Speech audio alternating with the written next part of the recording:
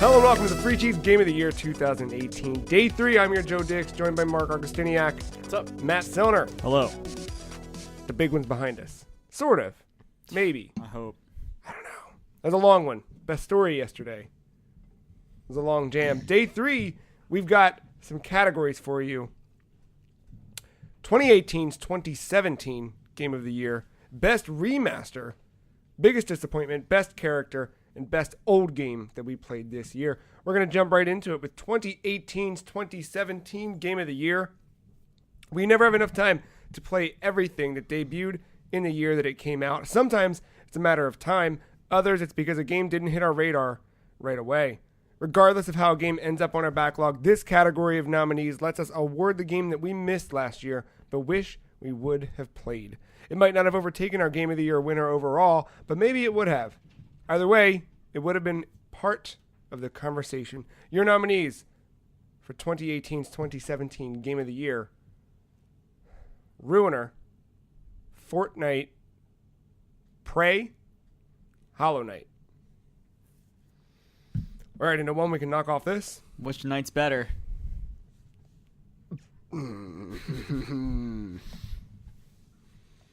It's kind of funny, man. Like, previous years we've done this category, and it seems like we always end up with a lot on this list.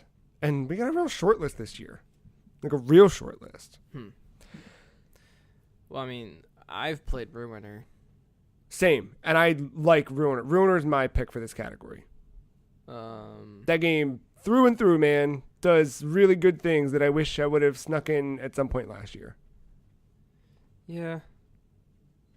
I can only agree.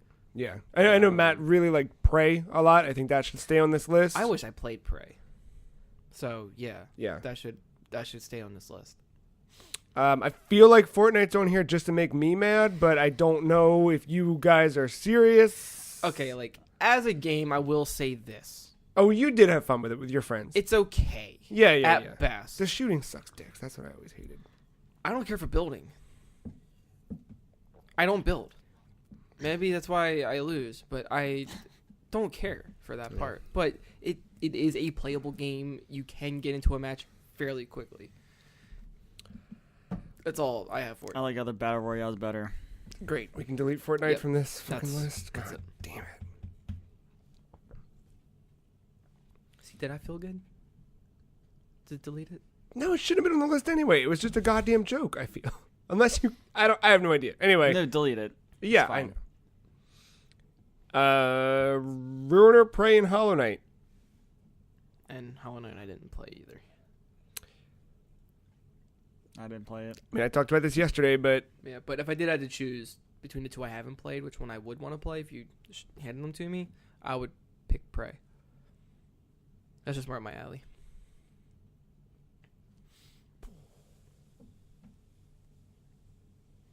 My vote goes to Ruiner still. That's what. No, Ruiner looks great from afar. I kind of forgot I had it. Yeah, Ruiner. I really enjoyed Ruiner. Yeah, story, setting, combat, evolution of that combat, music, aesthetic, like... Story was... but... Are you kidding? I like the story a whole bunch. It was, like, good, but... I don't know. I mean, I wasn't worried about it. I was enjoying the game. It wasn't what kept me playing the game, but it definitely helped it along the way. Yeah. I don't know, Ruiner, Prey. I'm fine with Ruiner winning, man. I like Ruiner a lot, dude. I think, and honestly, I forgot I had it. Honestly, Ruiner was that game. It was our I'll play it next year winner last year. Yeah, and like we fucking played it, and it's really fucking good.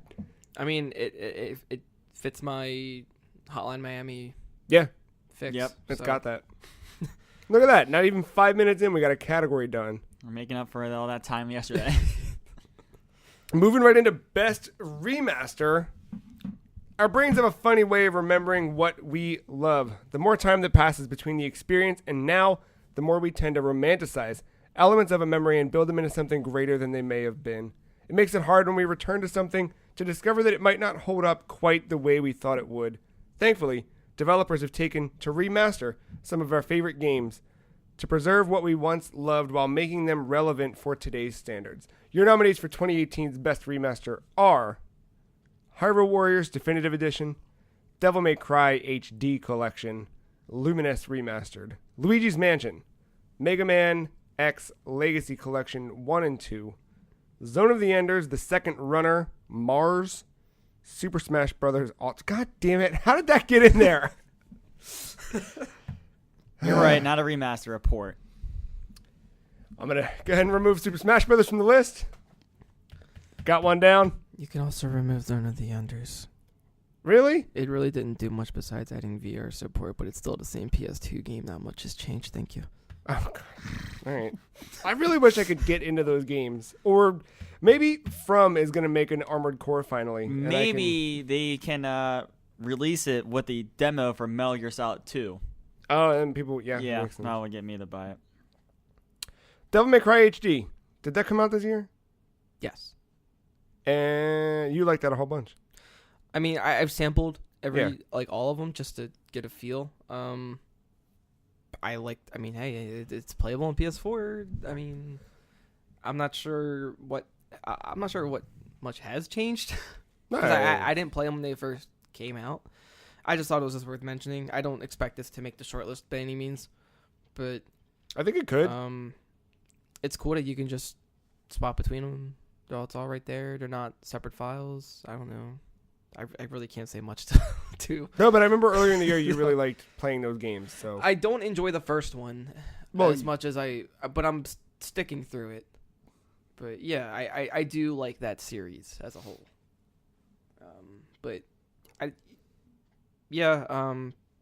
It's just cool that they're preserving it. Yeah, it's the best I can say for it. You can honestly remove it. Well, before we cut it, Luigi's Mansion is on here, but none of us played it, correct? I would agree with it if it was on Switch.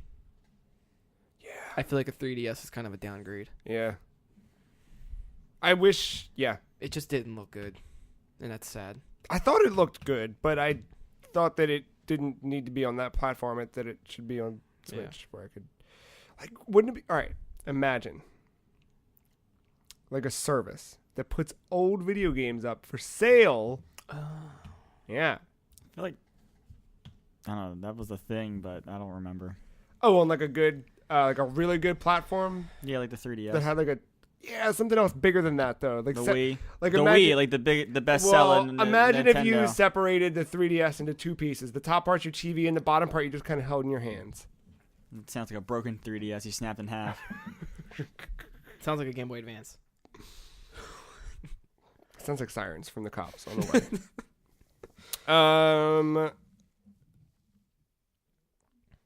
Yeah. All right. So we got left on the list: Hyrule Warriors Definitive Edition, Devil May Cry HD Collection, Luminous Remastered, and Mega Man X Legacy Collection 1 and 2. Mark, Hyrule Warriors. Well, it says it in the title officially that it is the definitive edition. And very much so. Yeah, this one added all that stuff, right? It added everything from the 3DS version, combined it with the Wii U version, plus more. Yeah. I believe I don't think there's extra quests. There might be. I don't know. But they put so much shit. But you also have the Breath of the Wild skin for Link. Right, and the Breath of the Wild Zelda. There are more adventure modes. Yep. Those were really cool. The 2D or the map. Yeah. Yeah. But I feel like a lot of this came from the 3DS version. It's just now upscaled and prettier for this system. I beat the main story mode, but I didn't do anything else with it. But I really did enjoy my time. Is that multiplayer, like online? Like if I bought it, could we play it? I don't know. I don't think so. I think it's a local thing. Okay. I was waiting on you to say, well, no, without paying $20 for a shitty service. And you both pay for it. God damn it. I just won't be playing. Yeah. It was just cool to have all the exclusivities. Excuse me, from the 3DS onto a console. I never touched it on Wii U, never touched on 3DS. I was waiting for a version that would combine everything. So I'm happy it's all together in one spot and on Switch. Speaking of which, Mega Man X Legacy Collection 1 and 2. Yeah, so this is another one that I played.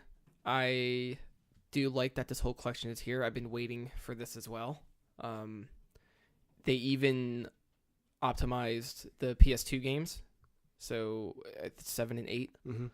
So they're formatted to fit modern TVs now. And I didn't know they went through all that. They have that extra kind of boss rush like mode where Mega Man has his own special kind of armor, and you fight 2 bosses at once. Kind of. Oh, right, that thing. Yeah, yeah, like that's all brand new. You have all the soundtracks, the art galleries from every game to look at and listen to. They did a really good job at preserving that history with that. Definitely. It's, I don't know what to say about it other than that. Like, it definitely, like, that's also like a definitive version to have. Yeah. If you want to get into all the X games, like, that's. Don't like that it's split into 2, but. All right, so then we got Luminous Remastered. We haven't talked about. Did you guys play that at all, or is that just me? Just you. Nope. Oh, man. I really like Luminous Remastered. I mean, you said yesterday that, like, it, feels right at home on a Switch. Yeah, it does. Honestly, like, unless Tetris Effect comes to Switch, I don't think there's a better... What? That ain't coming to Switch. What about Puyo Puyo Tetris? What's wrong with that? It's not that. Like, Puyo Puyo doesn't have... Like, Luminous Remastered... It doesn't tell a story. It actually has a story. It has a really good story in Puyo Puyo. No, but Luminous Remastered has that kind of same thing that, like, Tetris's Journey mode does, where you're kind of, like, playing straight through, and each stage kind of carries from song and theme and music everything. has a more important... I really like Luminous Remastered. I forget, did I fly anywhere this year? No. But I was in a car somewhere after that game came out, or a bus, or... Did I go to New York? I don't know where I went. I think you did. Whatever. I played that game for a while I was passing time, and it's good. Very good. You didn't seem to... You want to cut Devil May Cry. You kind of offered that up earlier. I'm going to second that motion. I feel like narrow this list. It's the weakest out of all of them. And to that, while I love Luminous Remastered, I think that there's something to be said for the complete, like, totality that Mega Man X Legacy Collection has. Mm-hmm. Where they really put... So the stuff that they do with those games is what I want every developer to do with every game ever. And the last one they did was, like, very late into the PS2 and GameCube's life cycle, where they had an X collection. Yeah. But it went, obviously, from 1 to 6. And maybe added Mega Man Soccer for some reason. Unless that was just on the classic one. For a good reason, because that game is fucking dope. But it's not X. That's... Oh, also, Legacy Collection 1 and 2 also adds the Maverick Hunter PSP movie. Oh, that's really cool. Yeah. See, that's what I mean. Like, and it also has the commercials for the trailers of the games. I need collections like this to put together, like, a complete... To me... Criterion Collection style... Yeah. Like... This was something I was... I don't want to say other games. But yeah, but for a collection, this is what I'm looking for. Yeah, I agree. So, does Mega Man X take it over Hyrule? Or... In terms of remaster, I'm going to say yes. I mean, I feel like there's not much to remaster between a Wii U and Switch. Not to, like... Well, no. But I mean, like, even... Not to take away. But in terms... Like, because you... Oh, shit. You mentioned they brought up the 3DS content, too. Like, there's that... But, like, I feel like it's a bigger feat to... And this category... Preserve, like, games that were on a different console and different, like... True. Aspect ratios and all that stuff. You want the right pixels, you have the filters. Like, no, but remember, this category was born out of the fact that we kept getting... fucking HD ports of everything. Any game that ever existed in the PS2 or PS3 era was then brought to PS4, so we made this category to account for that. So I think Hyrule Warriors is certainly at home here. Yeah. I just think Mega Man has more going for it. All right. Mega Man. Matt, you good with Mega Man? Yeah, from what Mark's been saying, I agree. Mega Man would be my vote. Mega Man X Legacy Collection 1 and 2, Best Remaster, 2018. Bringing us into Biggest Disappointment. We changed this category a little bit from previous years.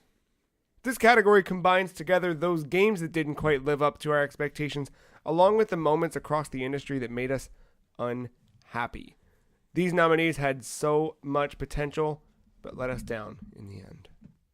Your nominees for biggest disappointment are Boss Key Productions' shutdown,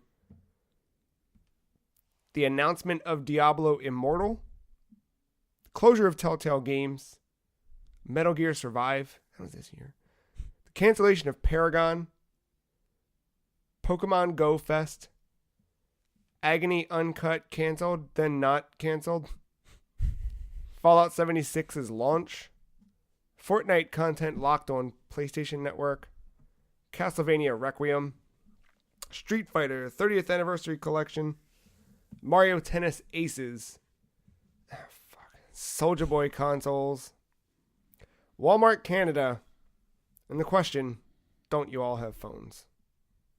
Which I guess ties back into the earlier one, but actually, yeah, it ties back into the earlier, so I'm just going to wipe that one out. I want to jump right to the Pokemon Go Fest. Did anything bad happen this year? I think I mistook years. All right, I'm going to delete that then. All right. Is the Paragon cancellation not the same as Boss Key Productions shutting down? Boss Key is Paragon's Epic. Boss Key was Radical Heights. All right, got it. Okay, well, let's start there. Why does it suck the Paragon got canceled? That's a good question. Game that got canceled for Fortnite. But if you're saying that, then you should list Unreal Tournament rather than sorry. I'm just saying, like, of the things that hurt us most. No, I mean, that's fair. I think. I don't know. I may have added that. I think I was just listing things that happened. Honestly, I think this is when we had it combined, or we had it separated into two categories. Wait, when was Visceral's murder? That was last year. I thought it was last Was it? year, Okay, yeah. I'm still lingering on that one. Because Visceral's murder was for I can't think of the name of that developer again. Respawn Entertainment. Yeah. Entertainment. Yeah. Mm-hmm. Yeah. I mean, Paragon's assets are out there, free to use at least. It kind of lives in some way. I'm going to take it off the list because I'm not that disappointed that game got canceled. I never played it, never cared to. I think it sucks that Epic's only making one game, but they'll get over it when people stop playing Fortnite one day. Yeah. I think Boss Key shutting down kind of sucked because Radical Heights looked like it was going to be cool. It needed a good paint of polish to it, but like the core gameplay of it. Yeah. Fuck. That game was being made with them already knowing that they were going to be canceled. Yeah. Yeah, we'll leave that on. Diablo Immortal's announcement. I'm not disappointed. It doesn't affect me personally. Dude, I think the game's going to be fine. I get the underwhelming reaction because we don't take phone games seriously because they're just not to be taken seriously more than half the time. I think it's a weird thing to announce that game at your most hyper fan focused event ever. They also warned people. They did, but also there was so much. Like, I think the bigger disappointment is not exactly Immortal, was that they had stuff to show for and then they didn't show it. Yeah. And so I think that whole thing was a fucking mess. I think it kind of ties in. I think it's all like one. Yeah. I would just put BlizzCon. No, because there's some cool shit at BlizzCon. That's true. No, yeah, you had the OG Warcraft. Yeah. I know. Then like the fact he made people. Well, he didn't make people, but people could pay to watch it through. Get that digital ticket thing through Battle.net. Yeah. But you got an exclusive Sombra skin. It sucks, but it's not the most suck on this list. No. I'm killing it. Speaking of most sucked, well, fuck. I hate this Soulja Boy shit so much.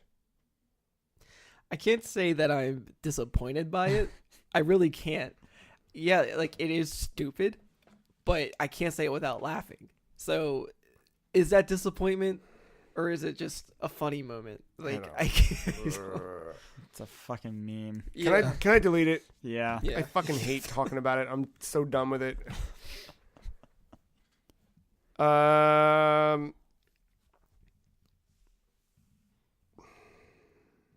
You can cut Mario Tennis. Why are you disappointed in that? I mean, I know why, but just for the record, just so we have this on. What they could have done with that game. Like the adventure mode was like 3 hours. Between that, the online, they started shifting away from their format a little bit, not totally. So things are happening, but and those changes were a bit too late, and that community is dying. And I don't like the fact that a tennis game had a meta. So I thought you did like that. You just didn't like that you had to fight the meta. I didn't like that it was dominated. It took them forever to patch it. All right. Let's see. Agony Uncut canceled, then not canceled. Agony just seemed like a fucking mess, and it had such potential, and then it was getting content cut from it because it was too graphic, I guess, and then they put it back in, but the game wasn't very good, and it was very like buggy or something like that. Yeah, like didn't Ben say he like walked for parts of it weren't playable? Yeah, that sucks. But I think there's going to be better games in its wake. I think the fact that something like that came so close. Now they're making Succubus, so we'll see how that is. No, there's that other one though that looks like they like HR Giger shit. Oh, so Scorn? Yeah, that looks good. Where you got like a weird dick pistol. Yeah. Down.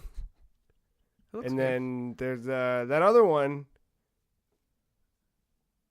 A 2D one that you were all about. 2D one. Mm-hmm. So it starts with a B. Bejeweled. Bejeweled? Behemoth. Rathian. Blasphemous. Yeah, wait. Yeah. Remember that old boy? Yeah. I was hoping that would have came out this year. Me too. But yeah, I'm looking forward to that shit. Yeah. That thing was fucking dope. Anyway. All right, I'm going to knock Agony off the list.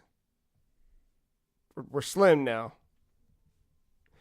Boss Key production shutdown, Telltale Games closure, Metal Gear Survive, Fallout 76 launch, Fortnite content locked on PSN, Castlevania Requiem, Street Fighter 30th Anniversary Collection, and Walmart Canada. We can get Fortnite off of there because that got fixed. Yeah, but it was also like, what the fuck, dude? It was disappointing that like Sony didn't want to play, but it's also their choice, you know? But like at the same time, it did. Well, but now we're in an era. No, fuck that. That stays on this list because that was. I never give a fuck about Fortnite, but that was the thing that just started to push me away from loving my PlayStation dominantly. Like I bought the Xbox last year because there was a good deal. So you don't like what it represents rather than that action itself. Yeah, because it was like complete stark contrast to Microsoft and Nintendo opening everything up. I remember a year ago, or year and a half ago, after that E3, we talked about like the stories that these consoles were starting to tell, and the story that Phil Spencer was telling was something that I wanted to fucking read and be a part of, which led me to buy an Xbox. And then this year, you've got all this bullshit with PlayStation that made me, after so many years, be like, not all this fanboy dumb shit, just like, do we just change this to PlayStation? Yeah, man. No. Yeah. No. Yeah. Why? Fucking PSX, pulling out of E3, like, all this shit, like... Who cares? Name changes finally. And they don't have a PSX. Name changes finally, but not really fucking name change because you lose all your goddamn games and achieve... It's weird. They're just in a weird spot. How come we didn't put PlayStation Classic on here? Oh, shit. Yeah, good call, yo. That's good. You just want to rub that in with PlayStation? We don't need to say PlayStation. I just don't know how you're gonna shit on kidding. PlayStation for the entire year, and then they release fucking Spider-Man and God of War. Their sales are still fucking stellar. The software is good. The games are good. I mean, but those are moves that started years ago. The moves that they started this year are the moves that are leading them to a fucked up next few years, which is scary, real scary. We're walking into an era where fucking heads of Microsoft say, "Yeah, we don't consider PlayStation competition." Because why should they?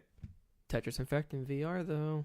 I mean, yeah. They've been saying that though. They've been trying, like they've said that shit before, where they're trying to get out of the video game thing. They're trying to make it like an entertainment box. They've said that shit before. That sounds like Xbox, honestly. I no.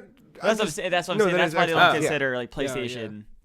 I'm just saying that some of the shit that like. Yes, I agree, but like the echoes the of disappointment should be the fucking the content lock cross play bullshit. But not that the is entire PlayStation year. Not the entire PlayStation year, but that moment is something that's so indicative of like, what are you guys fucking doing? You got Jim Ryan out there being Jim Ryan last year with his goddamn retro game bullshit.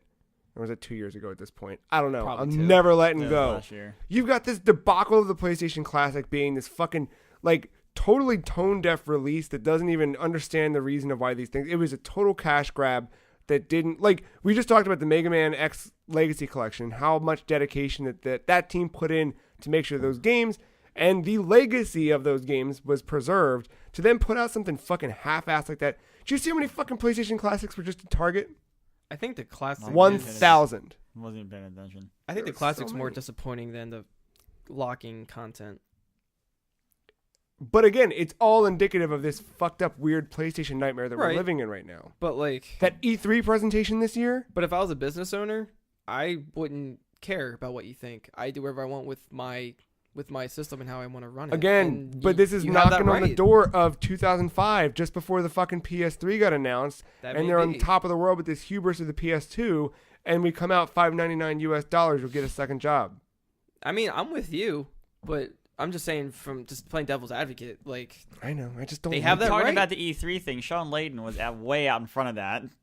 It weeks still before. sucked. It still sucked. It didn't suck. It was fine for what they said it was gonna be wait. weeks before. Is it worse than Metal Gear Survive? Yeah. What even was Metal Gear Survive? That fucking survival thing. Konami's biggest fuck you probably Yeah. so far. It's canon. And Pyramid Head is in it. It's fucking canon. You know, the character that was meant to be in a franchise that was supposed to be living today. Yeah. I forgot. Two that. things that Kojima was meant to be a part of. Yeah. Fucked.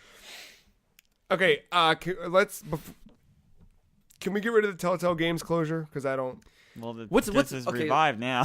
But what's disappointing about this to me is, okay, yeah, I'm glad they're back, but it costed all your progress in all the other games. You don't. Well, carry, they're not back. Like they're just doing the Walking Dead shit, and that's it. They're only doing the final season. That's what I mean. But your shit from the previous seasons do not carry over.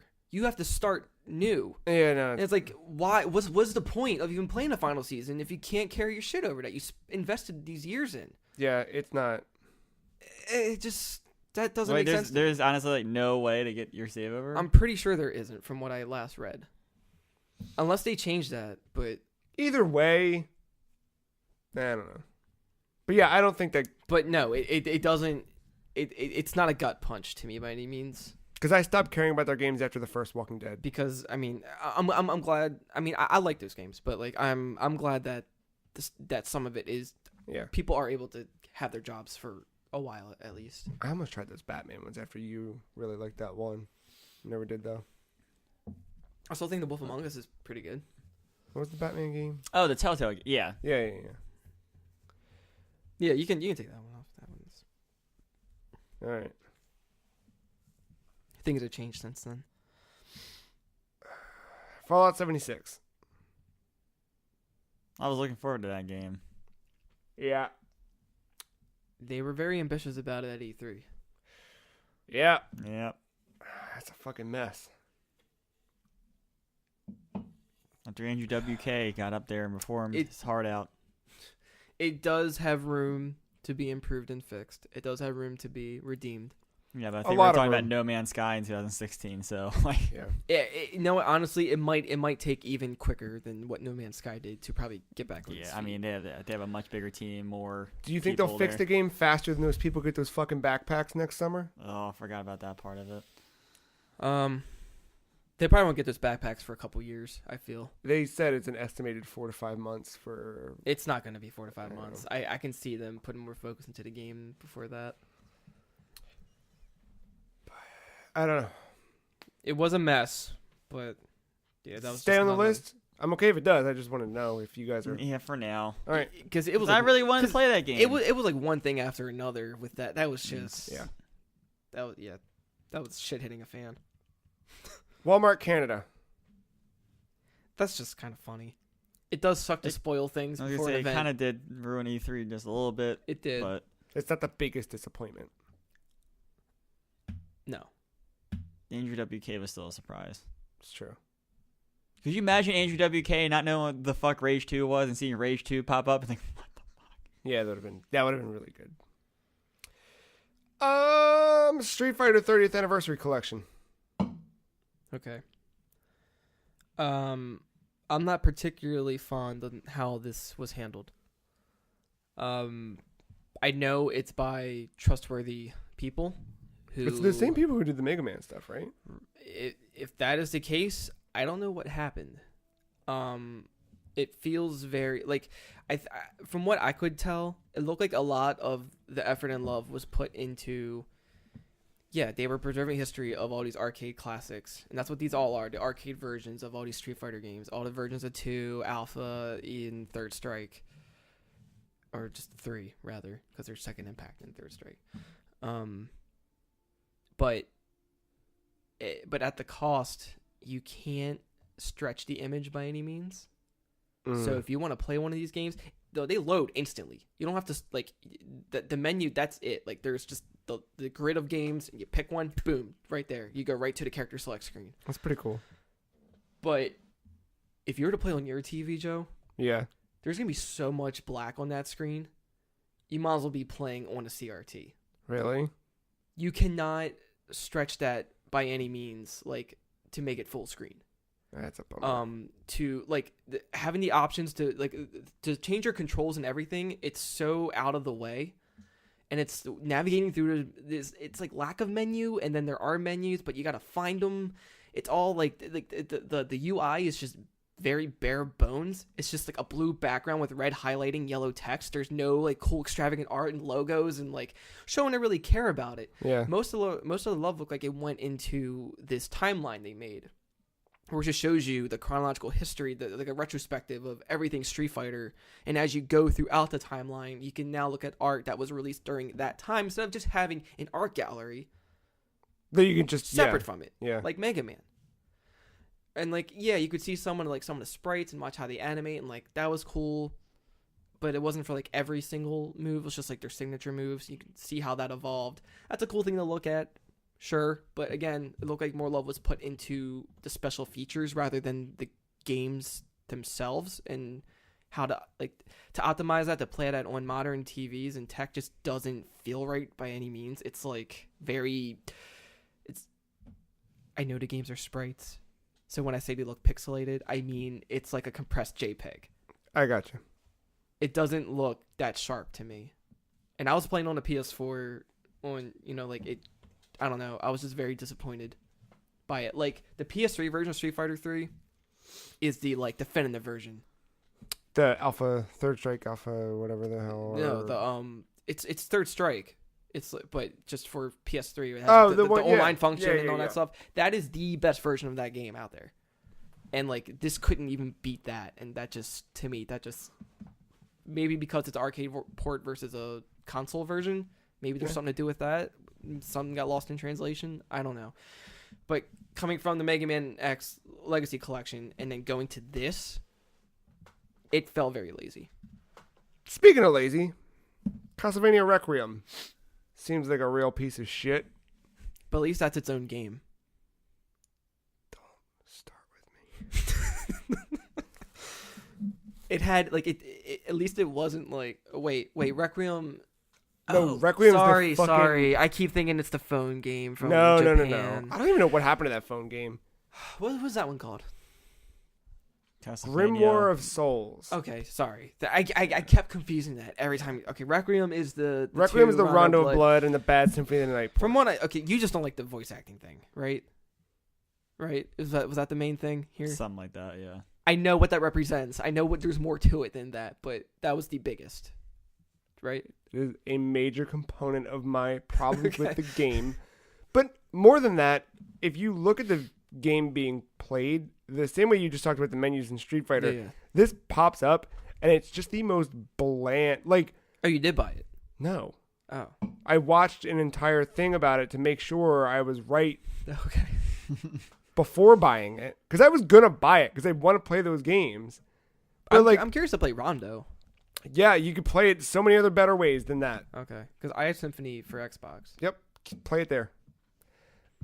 It just seeing it boot up, like I've learned some things doing this here website. I'm still what I would consider bad at like I'm fine at things, but I'm not. But I don't consider myself to be like I could have made a better title screen for this fucking game. Like I could have done better, and I expect better.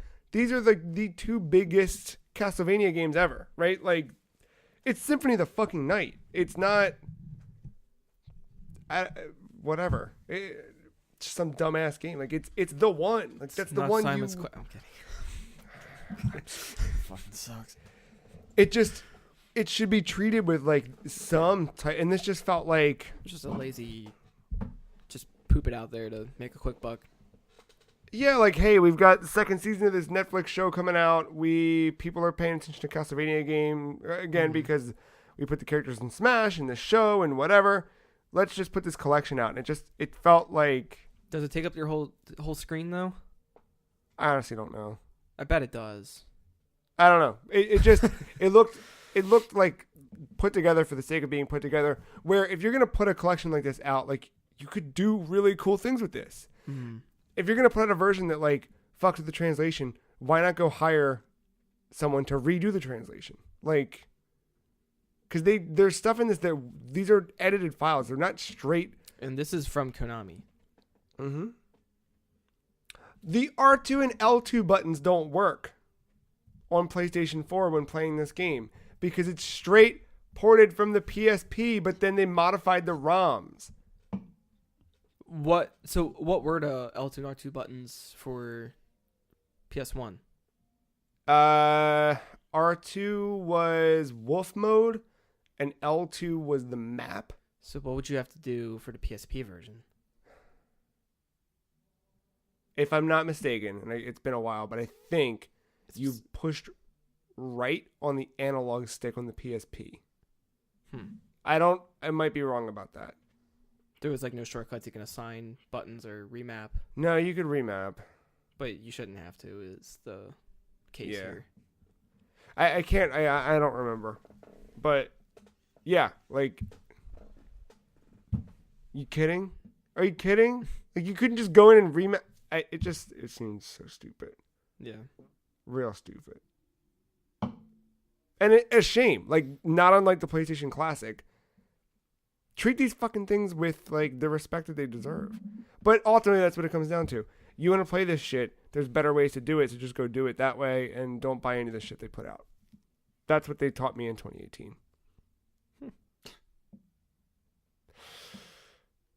We gotta start cutting some shit off this list. I hate the PlayStation Classic. Yeah. I hate Castlevania Requiem. I think it's a shame that Boss Key Production shut down, but I don't I agree with that. hate it. I think it would have been cool to see what else they would have done with that project, but they also had a shot at that other thing that didn't hit that I don't even remember the name of. I forget. It sucks. Like I know that like it's weird for us to sit here and talk about this shit, and it's like people lost their jobs. But yeah, like Cliff doesn't want to make games anymore. all right, We'll see.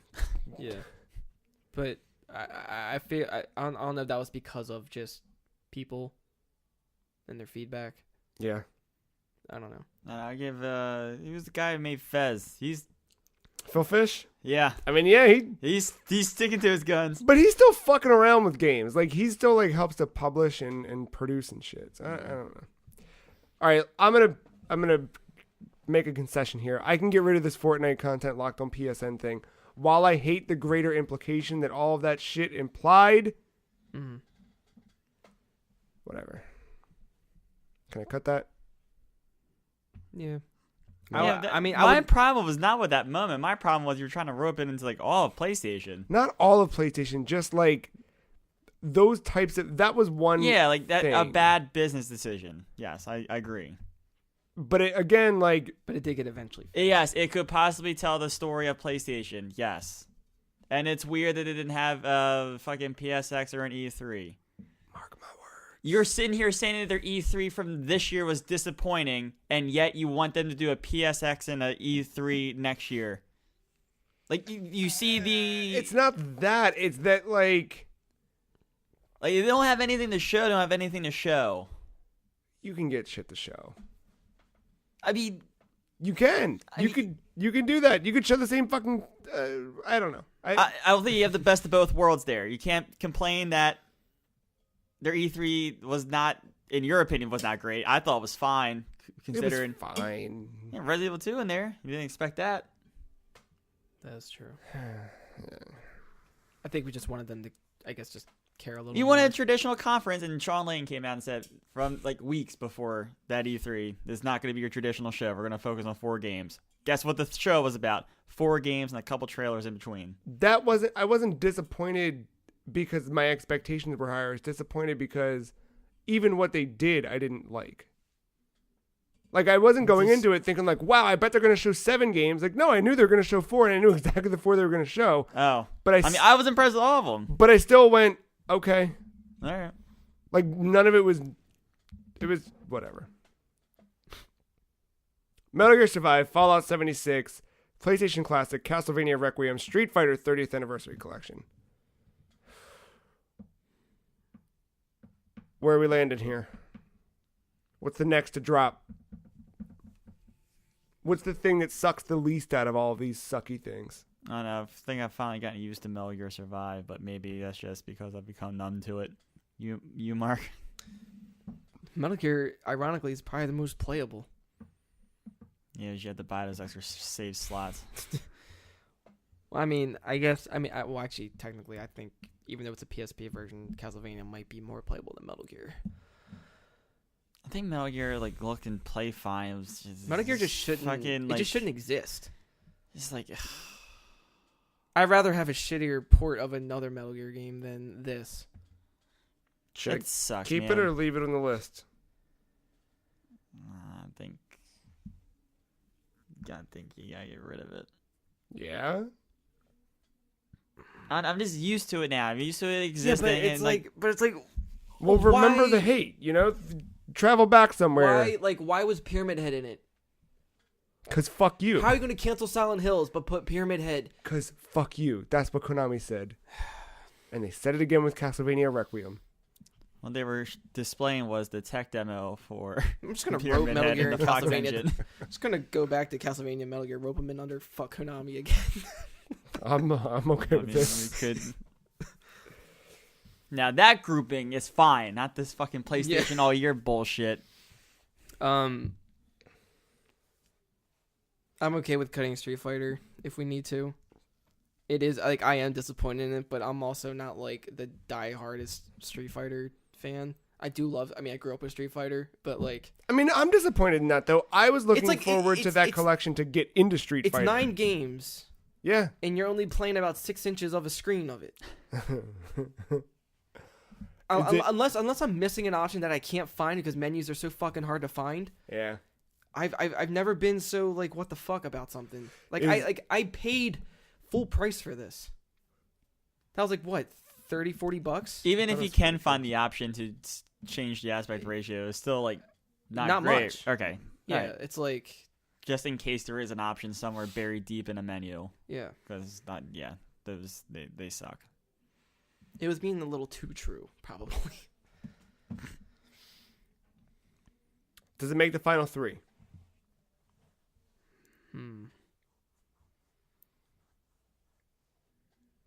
Probably not. They are playable. They are.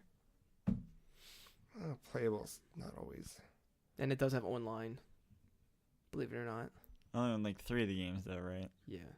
Well, the ones that matter. Yeah. I really don't know why they keep porting all these versions of 2 when nobody plays like half of them. That's just me. Matt, what do you want to cut? I mean, I didn't touch Street Fighter, so like that has no effect on me.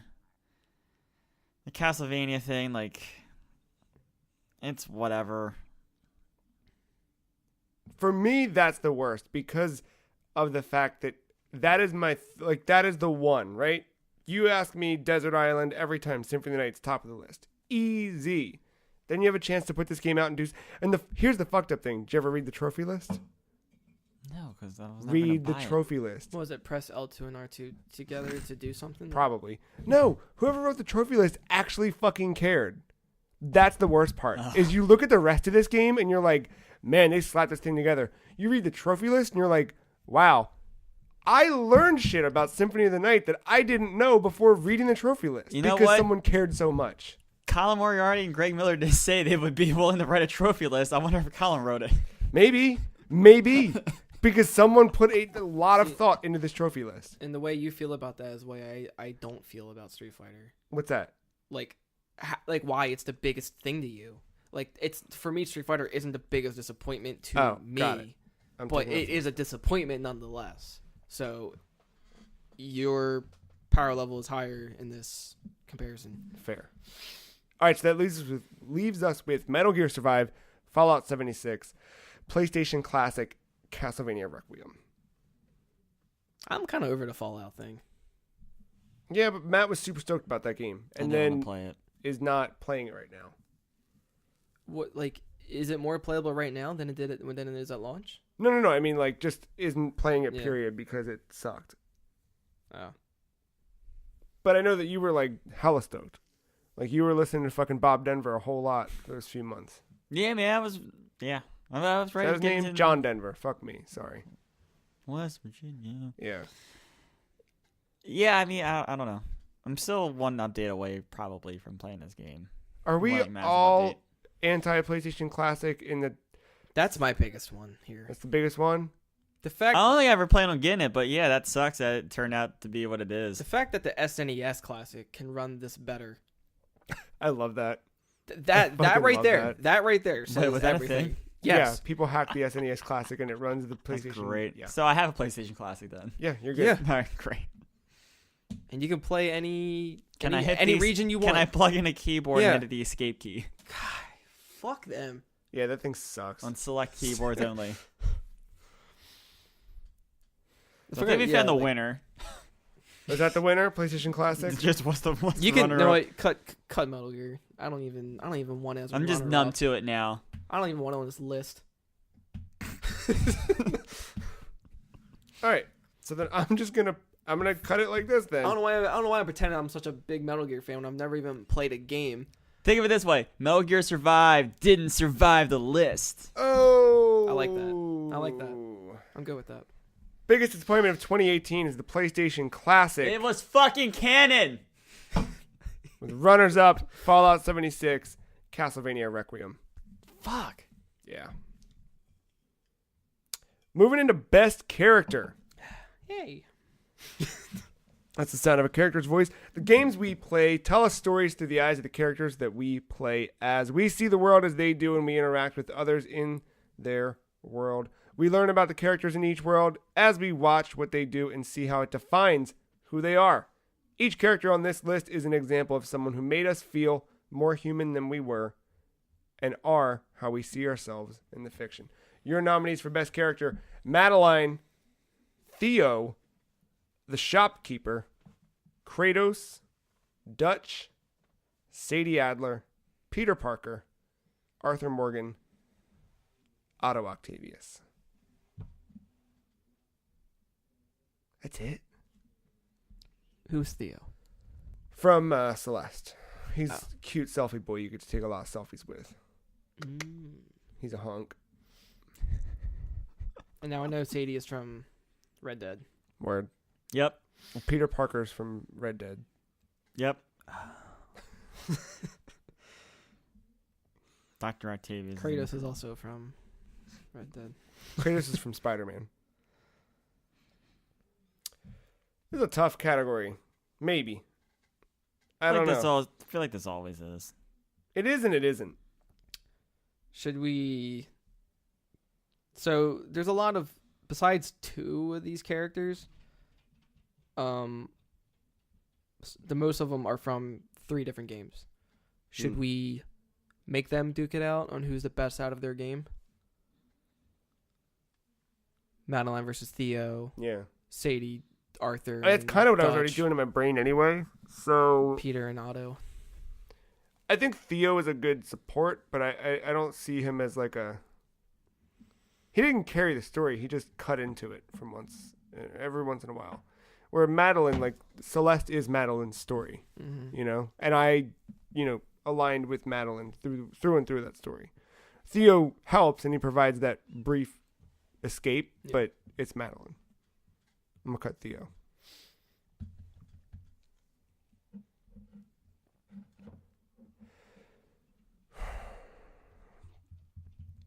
See, right away though, we start this, and then I look at Peter Parker, and Dr. Octavius, and I'm like, well, fuck, I can't do that. So you're gonna have to. That I mean, if I'm cutting Red Dead characters, I'm just saying, like, what out of between Peter and Doc, I mean, hey, for all we know, them 2 could make it in the top list. Maybe we don't necessarily have to go about it like that. But let's hold off on those. okay. What are we doing with these Red Dead characters? they're all fucking good. And I only picked the ones that were really fucking good. I know. The thing with Arthur is you play it through him. So technically, like, yeah, he has his own arc. But you are Arthur. So, like, if you are a fucking badass and you're just going around killing everyone, your Arthur is going to be wanted all the time. You choose how you want to go about things, and that's how the you wanna only look thing and- about Arthur that But I think it's like it. Well, and the reason that Dutch is such a fucking asshole is because of what he's doing to Arthur, right? And the reason that Sadie's so badass is because of how she gets Arthur to be Sadie badass. seems the most interesting to me. I agree. Out of the story you told me earlier, like Dutch, I mean, Arthur, Arthur is really good. Like, I didn't think I was gonna like that character when they first showed him off. I was like, oh, man, he looks stupid. yeah. But then I was like, oh, then I grew to liking it, and obviously you can make him look however you want to look. If you want to grow out your beard and hair, you can make him look rugged as fuck. But like, I think no matter what alignment you make him go down, I think he still has that core about him where he's like, he is a tough guy, but he also has a heart, and he tries to not show that as much as he can, or else he gets like taken advantage of, and obviously that happens. So Speaking of Kratos, what? I don't know. I feel like Kratos had a lot more like human moments in this new game. this is the biggest Did development for any character. I feel is him. If you want to talk about growth, definitely Kratos. He went he from stayed quiet? He went from like the most like meatheady, like overly masculine kind of guy to like stereotype exaggerated levels to like complete 180. Yeah. Like he really had to like learn how to like really take care of somebody and care about them while meanwhile dealing with the fact of his past. Like there's a reason why his skin is so stark white because it's the ashes. Right. So it's like you always had that constant reminder. He tries to cover the bandages of where the scars burned in his skin. He tries to cover that. Like there's so much that he's dealing with internally. Meanwhile, And I like that they didn't change him so much, but like, he's still Kratos. Like, it's not just in appearance, but the way like, he acts. It's more like it's more realistic, and I really liked this version of him. Yeah. It's the first time I gave a fuck about wanting to play a God of War game. Yeah. I'm gonna cut Peter Parker. All right. What about Spider-Man? I'm gonna cut him too. Oh man, He's a really good character, dude. But like, does he I feel felt like like- a Mary Jane Sue? What's the term? I felt like Doc Ock is much more compelling than Peter was. Well, usually in villains that- are because they have that flaw about them, and Yeah. then they embrace it. Yeah. But Peter did have a lot going on too. But yeah, I could see why you would. Yeah. Because it's your Peter. You make him how you want to feel. Sort of. Insert Arthur argument here. This is a tough list.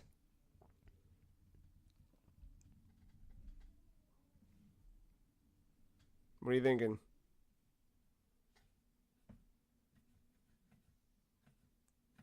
How does Madeline end up in the end? What do you mean end up? Is she like... Does she actually overcome it all? Or Yeah. And like, Learns- how what is she like afterwards? Like, She's hungry and eats apple pie or cherry pie. Yeah. but I mean, aside from the obvious issue that she had, did she seem any different at her core, or was she still like the same? She still Kind of person? seems the same, but like Just a lot happier. no, not even like her thing was more that like she was afraid of that part of herself that she kept running into. Quite literally the part of herself. Like that's what they call the shadow, Madeline. And she was afraid to keep running into the shadow part and to confront it and overcome it, or the thought of overcoming didn't even come across her mind. It was just, I can't go that way because that thing's up there and I'm afraid. That was basically the idea. Right. And eventually she got to a point where she learned to just literally take it head on and confront it and figure out why that thing is the way it is, and realize that it's scared, just as scared as she is, and it's all of the bad things and all the anxiety and all of the whatever.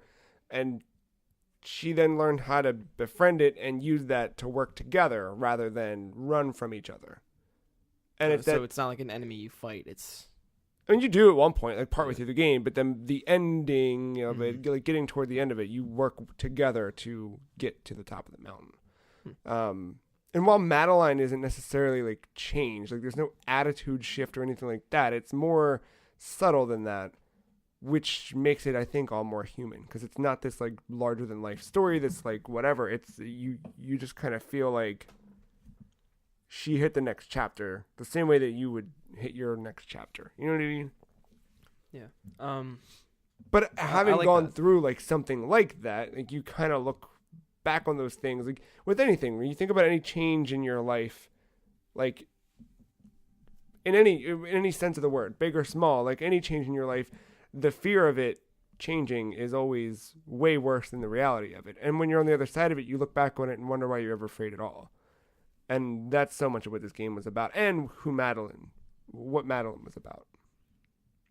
Yeah, that's pretty solid. I like that. Tell me about the shopkeeper. I was about to say, in turn, we can probably... I don't see the shopkeeper lasting on this list in comparison. Probably for the opposite of the reasons that you mentioned for Madeline, because shopkeeper kind of lacks a lot of that. I mean, because the whole game overall, like, its tone isn't anything on that level. It's nothing... Like, the shopkeeper does play an important part, and he's definitely more interesting than your character. And I think he's meant to be. Yeah. Like, that was mostly why I wanted to ask the developers about that question, about, like, why is he a character in this and all that stuff. I mean, yeah, he's interdimensional. He's seen everything, done all this. You have the option to talk to him during the levels whenever you want to upgrade your skill tree. And you have the option to chat with him. Just because. And you can ask about the level, you can ask about any tips, and you can just have him randomly tell you a story.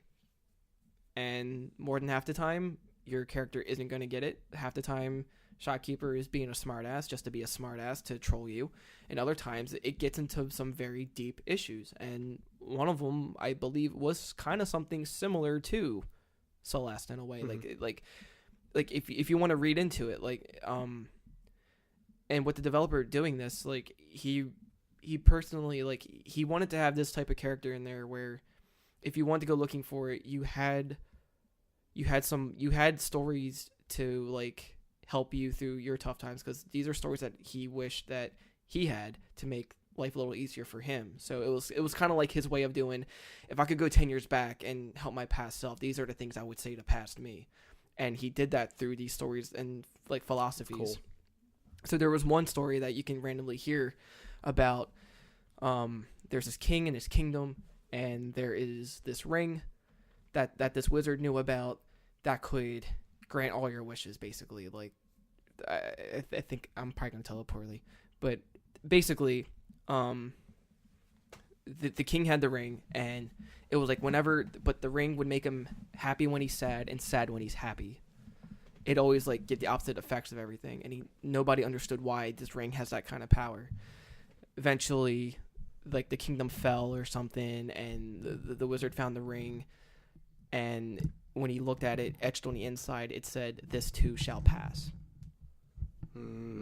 So it's like it just kind of reminded you about the moment, that like the moment is a moment, whether it's good or bad, it will pass.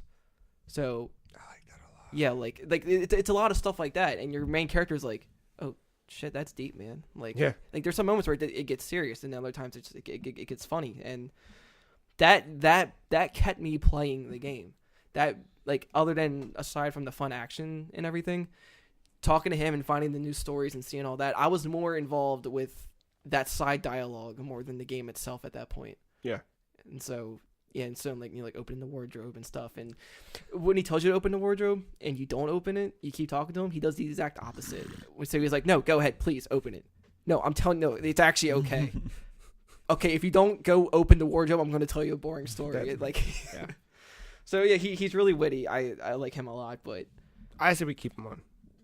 but that's what I'm saying. But like, that's pretty much it to him. You know, like these other characters had a lot of growth and challenges to overcome, and he really doesn't. He's been there and seen everything. Yeah, but that doesn't mean that he can't be the best character just because he didn't overcome anything. I think that these other characters overcome stuff, and that's part of their story. But that, I don't know. I think that, like, do we want to be more like the shopkeeper sometimes? Yes.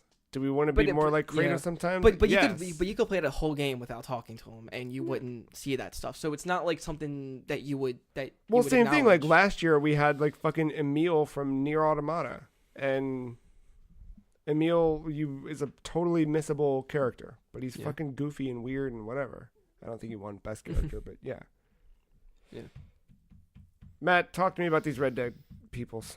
Well, Dutch, he's the leader of the gang.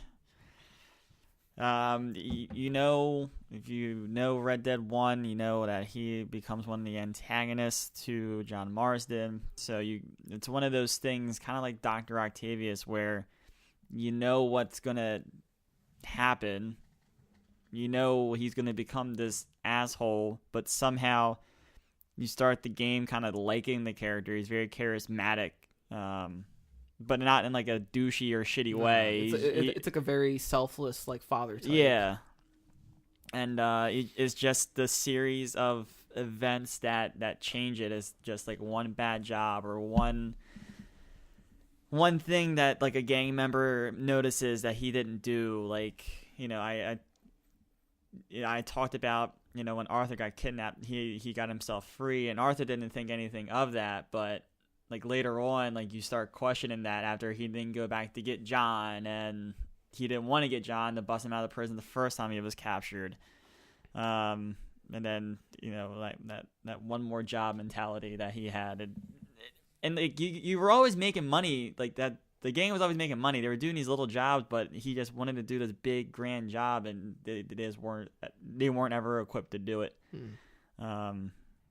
Just seeing that fall apart, like, but yeah, like that whole philosophy of not wanting to kill, you know, unless it was needed, and that kind of changing after, you know, kind of like after Tahiti.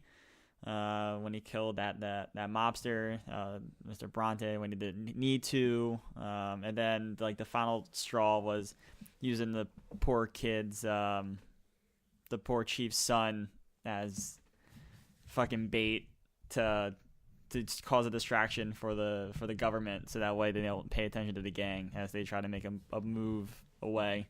Yeah, it's pretty shitty. And then just treating generally, like seeing Arthur as his son, and then just him treating Arthur like shit, and John closer and closer towards the end of that game until it finally comes to a head at those last couple missions.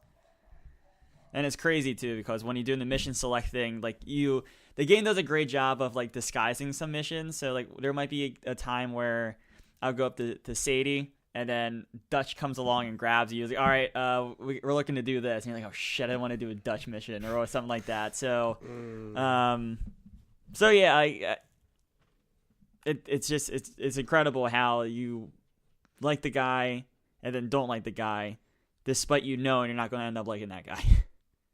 Yeah, that push and pull. I kind of talked at length with Arthur. You know his story, the whole thing with tuberculosis. The tuberculosis thing, I feel like was the driving factor of when he changed gears. Of like, he needs to help the gang out. To like, he's realizing that he needs to help get the people out that need to get out, and that was mainly John, Abigail, and Jack, and that became like his main drive. Like, he started planting the seeds, and John like, hey, like, when it gets bad, you need to go. You need to take Abigail, Jack, and he made sure that he got John out and that he saved Abigail. And in this final moments, he essentially helped John leave. Ever since the very beginning, like John's always needed help.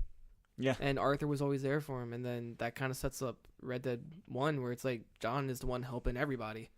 So it's kind of a cool way of passing that on. I would say that just Sadie was.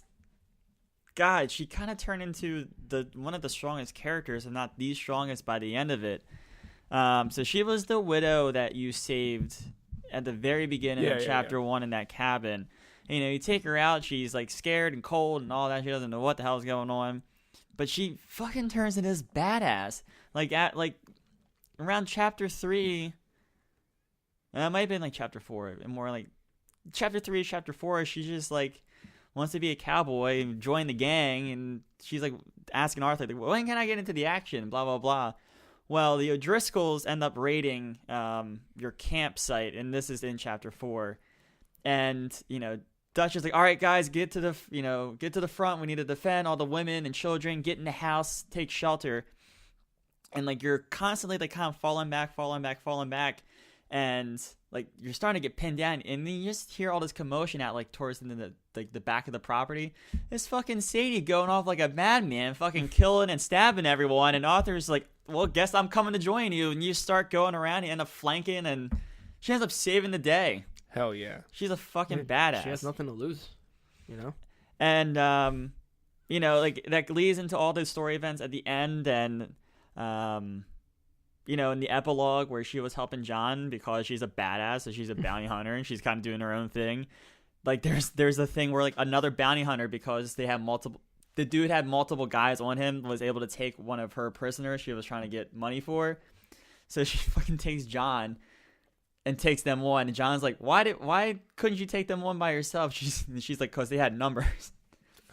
so yeah, like she's not as scared of anyone. Yeah. She took things head on. And my favorite part about it is she never became like romantically inclined with anyone. She was just fucking herself, badass. What are you doing sniffing Sharpies over there? That's him excited. He's Game of the I wanted to see what it smelled like. That's the only way you can know what it smells like is if you smell it. Yeah.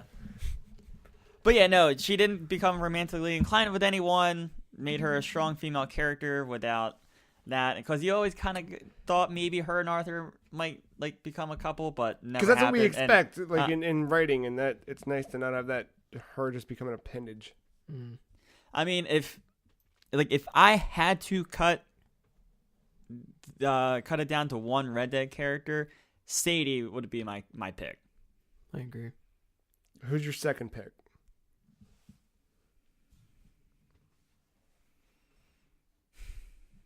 Red Dead WoW. That's such a hard choice, but I don't know. My Arthur, I liked him a lot. Great. I'm gonna cut Dutch. I never liked Dutch. I do like his character. I love to hate him. I think that's what that is.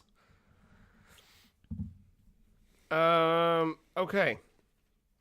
So we've got Madeline, the shopkeeper, Kratos, Sadie, Arthur, and Otto Octavius.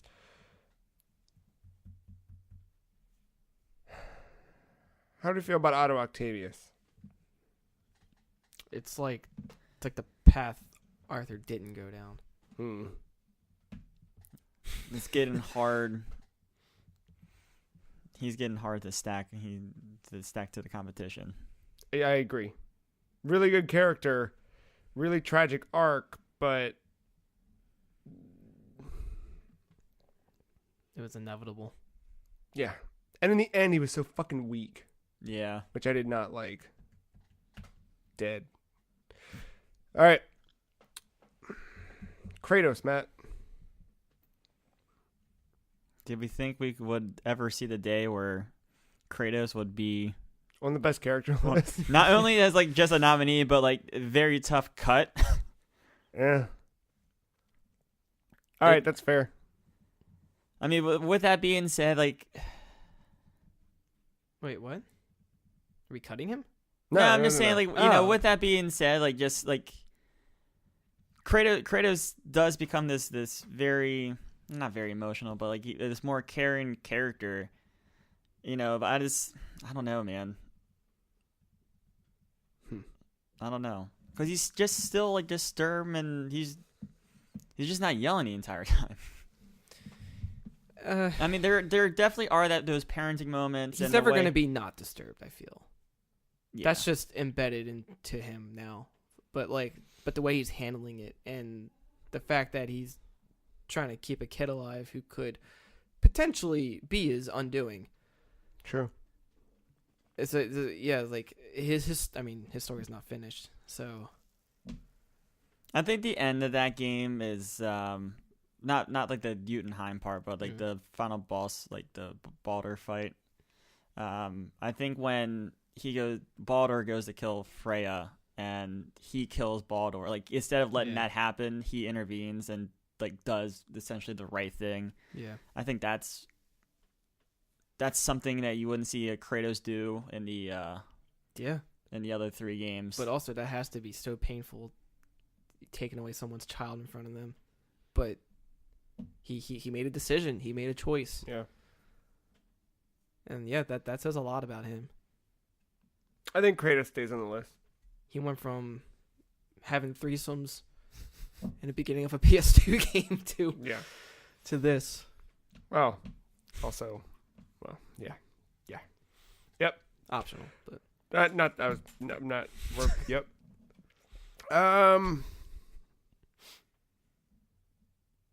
Shit. So we got Madeline, the shopkeeper, Kratos, Sadie Adler, and Arthur Morgan. I think you cut Arthur.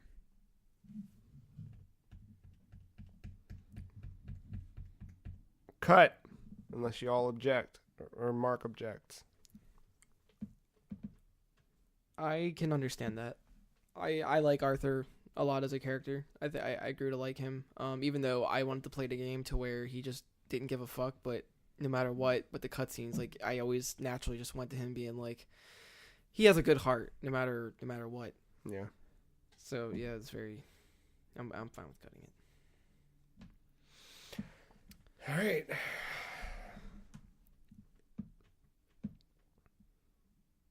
Who's in the top 3?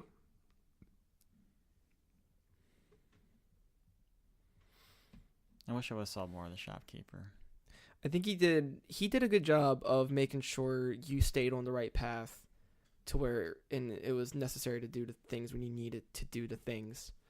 It sounds a lot like Sadie too. You know what I mean? Like that's those are two good. He might give you a warning about a boss, or if there's a level where it didn't have a boss, he's like, look, take this time to enjoy this scenery in the level because the rest of it isn't going to be pretty for you. He's like, what do you mean? He's like, just don't worry about it. And like he always fuck with you. He's like. Yeah.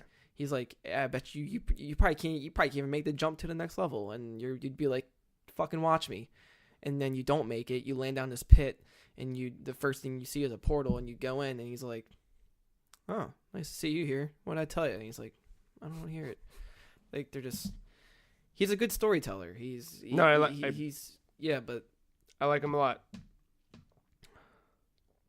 I'm not sure what else to say about him. That's pretty much it.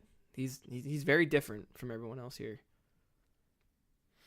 I'd keep him over Madeline. Yeah? Yeah. How come?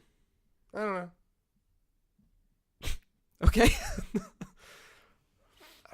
Because Madeline as a character is not individually like these other three stand out for one reason or another. Madeline, you see more in her what you see in yourself in a way. So Yeah. for me, she was just me. In a way. Tetris. Yeah, man. Fuck yeah. Right? Am I like? Would you disagree with that? Like, I don't know. Like I didn't see all the shopkeeper, so like I don't know. I didn't see any of it, and Mark's told me a lot that made me feel good about him being on this list. But like Madeline, I don't think is a super compelling character or the best character. You know what I mean? I That agree, game's yeah. fucking great, and so much of that game is the sum of its parts. But I don't know that she's necessarily the best character when stacked up against other strong contenders. Like I agree these. with that. I feel like the best of the writing went into the shopkeeper more than any other character in that game, Yeah. Oh, definitely. and rightfully so. I feel. So we got our top three. Who's the best? I don't think Sadie's got my vote. Really. My vote's Kratos. I was between Sadie and the shopkeeper. I do like the shopkeeper, but there's just something about Kratos that just stands out to me. I don't know why. I mean, I do know why, but Boy. I kind of like Sadie. I'm okay with Sadie. That's Yeah? also a good one. Kind of gives me like weird Beatrix Kiddo vibes. Yeah.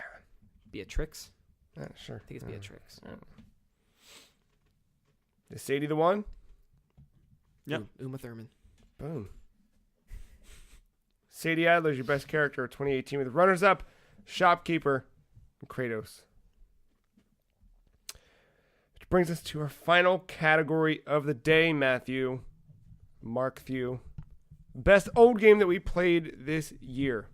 We played games for as long as we can remember. They are a part of who we are. Yet, there are still so many games that we've yet to experience.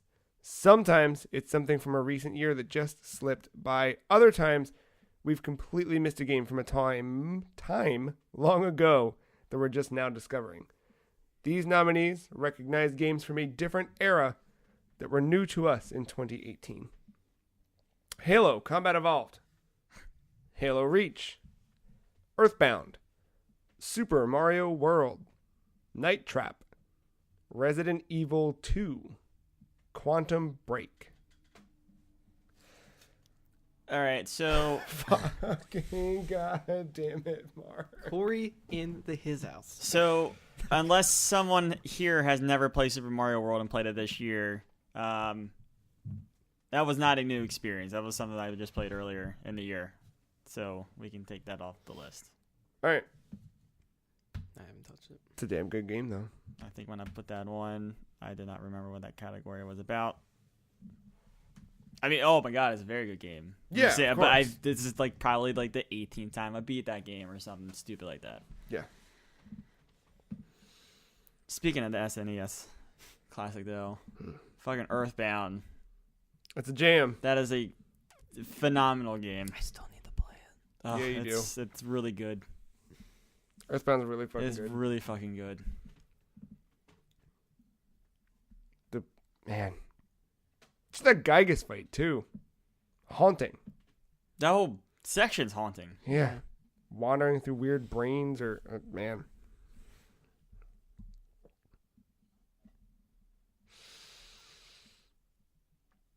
I think we can take Night Trap off.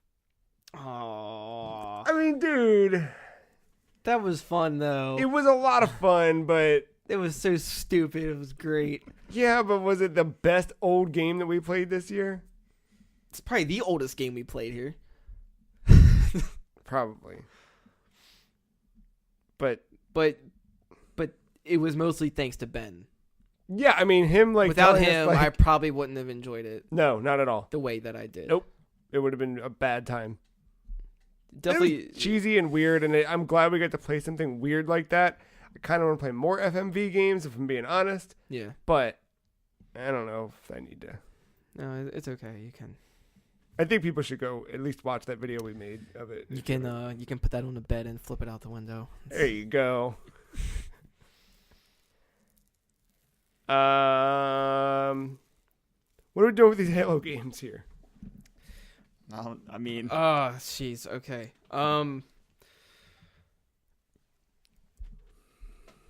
So I'm gonna pick Reach over Combat. really? So these are both games you and I played together. Yes. Why would you pick Reach over that? That felt more solid. I like that story more. Yeah, it definitely was a much better. There was story. more. Okay, so it was kind of a rough start for the one level. It was kind of bullshit. But aside from that, we did mostly okay. Yeah. I like the variety it had to offer. Yeah. It was nice playing Combat Evolved. It made me relive 2004. Yeah. For a while, I was getting those like good old times when G4 TV was still a thing. So all that was going big nostalgia trip. Yeah. For me, and I think I enjoyed more of I guess nostalgia is the word for it, but like that atmosphere. I think I enjoyed the atmosphere more than the game itself at times. Because trying to respawn one of us was bullshit, and I don't enjoy the Warthog ending. Oh god, I forgot about that. And like no. some parts just went on for a little longer than they should have.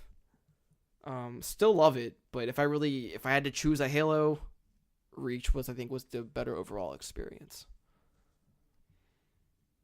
I can agree with that. We can take Combat Evolved off this list. I like that nostalgia trip of it, though. No, definitely. For sure.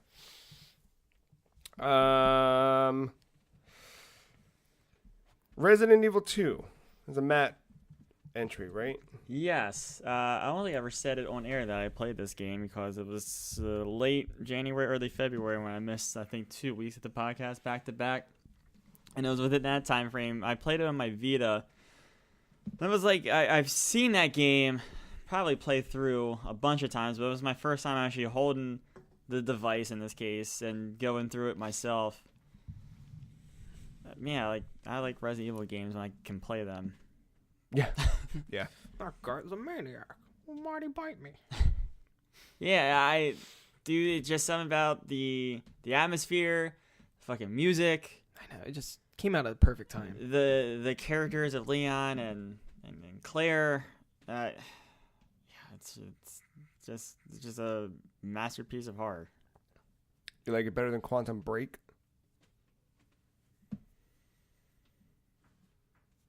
You know, probably Quantum Break had a bigger impact on me this year, and I think that's because I've seen Resident Evil 2 play through so much that I kind of knew some of the jump scares, things like that, like the dog jumping through the window in the interrogation room. Like I knew that was coming, like that kind of stuff.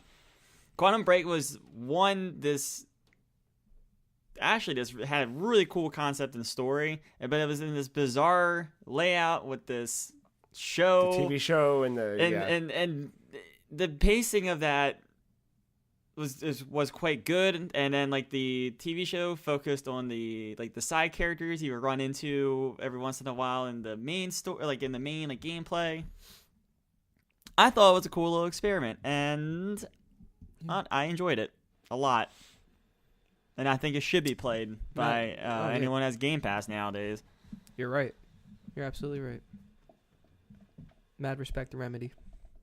Can I take Resident Evil 2 off this list? Yeah. We'll talk a lot about Resident Evil 2 next year. I know. All right, so we got Halo. Disappointing. We got Halo Reach, Earthbound, and Quantum Break. Which one's the best old game that we played this year? I mean, Earthbound. I agree. I mean, I didn't play Quantum Break, but I really love that concept. Yeah, I didn't play Earthbound this year, but I really love that concept too. I played both Earthbound and Quantum Break, but man, I loved Earthbound. Just do it. Just do it. Just pick it. Just lock it in. Bold it. Bold the text. But look, when you play it, No, and then I you know. nominate it, I know I'm it going will to win again. Yeah. I'll have to go back through the years and see if I. It's probably been picked every time. Yeah, anytime it's come up. It's great. Good, yeah. I'm staring at the jar of fuzzy pickles. Fuck yeah, boy. It's so weird. It just has this such a just like you think it's this fucking kids game, and then it kind of is until you run into the fucking thug that's holding a knife to your throat. Yeah, that's the best. Yo, he showed up as a spirit. Speaking of the other day's Yes, category. I saw that. Yeah. And he has a fucking. He's got the sword. So good. But yeah, there's no way that these other games compare to Earthbound. You can't. They don't hold a candle. I mean, they do, but They don't. They're Earthbound's transcendent. Earthbound is, I feel like, it's in a league of its own when Yeah. it comes to. It really is. It's one of a kind. I love that game. Even though there's 3 of them, it's one of a kind. Like that, just to play that game was. I mean, I didn't buy it, but it was worth like the $80 purchase of the SNES Classic. Yeah, for sure. I would totally play if I had a SNES Classic. Yo, you got a Wii U? Just buy it on there. Yeah. Well, Earthbound is the best old game that we played this year, followed by Halo Reach and Quantum Break. That's day 3. To recap, 2018's 2017 Game of the Year, Ruiner. Runners-up, Prey and Hollow Knight. The best remaster goes to Mega Man X Legacy Collection 1 and 2, Hyrule Warriors Definitive Edition, and Luminous Remastered running up. Biggest disappointment is the PlayStation Classic, with Fallout 76 and Castlevania Requiem not too far behind. Best character is Sadie Adler, the shopkeeper, and Kratos. Runners up, and then of course, best old game that we played this year, Earthbound, Halo Reach, and Quantum Break. Day 3. Happy Wednesday. We'll be back tomorrow with day 4. Some more categories for you, some more Game of the Year conversations. And then Friday, of course, we've got the final day, the big one. thefreecheese.com for anything you missed, all the write-ups, all the things, the art, the whatever.